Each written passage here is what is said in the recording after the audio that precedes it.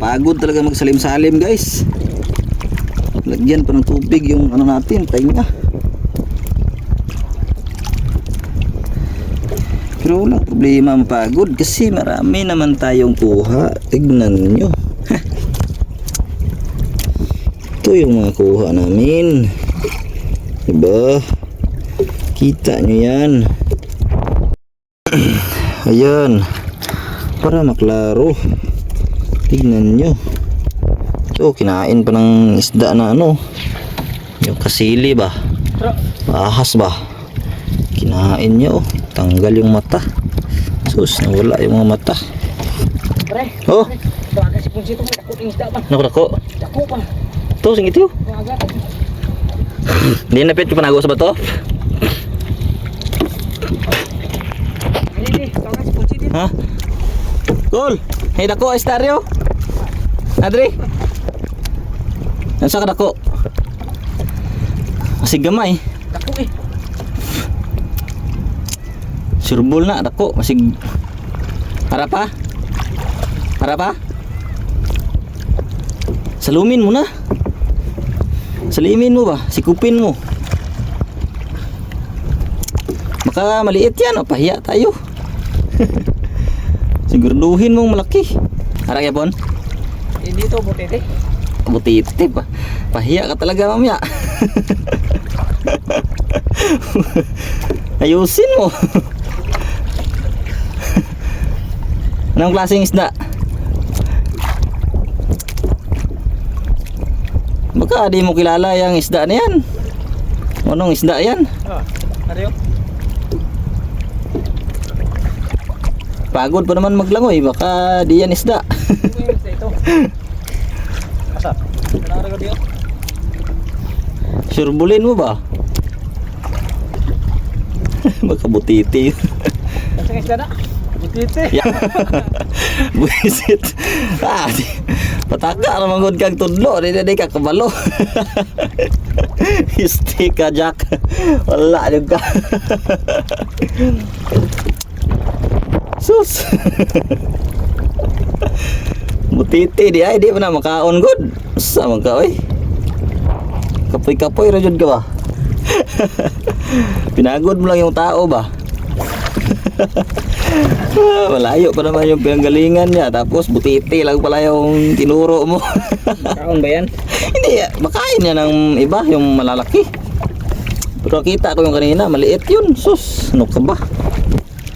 Hindi makain yung butiti. Basta magaling, marunong ka lang magluto. Kasi meron yung ano, lason.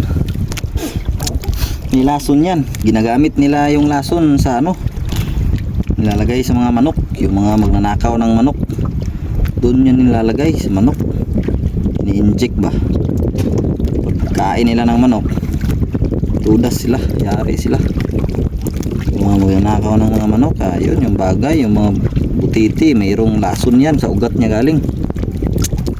Yun yung gamitin mo, i-inject doon sa ano, sa manok mo na buhay. Hindi rin naman mamatay yung manok. Pero pag nakain mo, ikaw yung mamamatay, yung tao. Dahan lang. Hindi yan tatawag. Maka, tumaob tayo dito. Yari talaga tayo dito. Oh, dan mo, yun sila.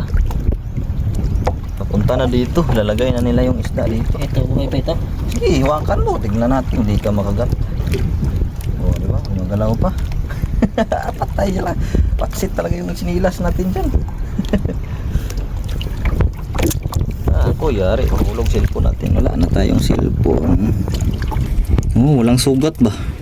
Hindi ito natamaan ng pana. Himatay lang ito. Lipong ba? Lipong lang ito. Ito magandang isda, kulay pula.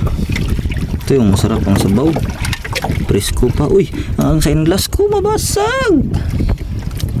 Beach yan ba? Gagawin yan nilang beach. Pinoconstruct pa nila. Tapos hindi pa pala fully develop yung beach ng ano dito. Beach resort ng Kiamba. Malayo na kasi sa Kabiasnan. kagaya sa Jinsan, malapit lang sa Coronadal, sa Tupi, sa Pulumulok, maraming tao. Dito yung malapit sa Kiamba, maitom lang. Kunti lang yung mga ano, barangay. Yan, kunti lang yung mga taong dumarayo. Nangingisda marami kasi maraming isda dito, kunti pa kasi yung tao. Oh, diba? Hanggang mamaya dadami na itong kuha namin. Tingnan nyo.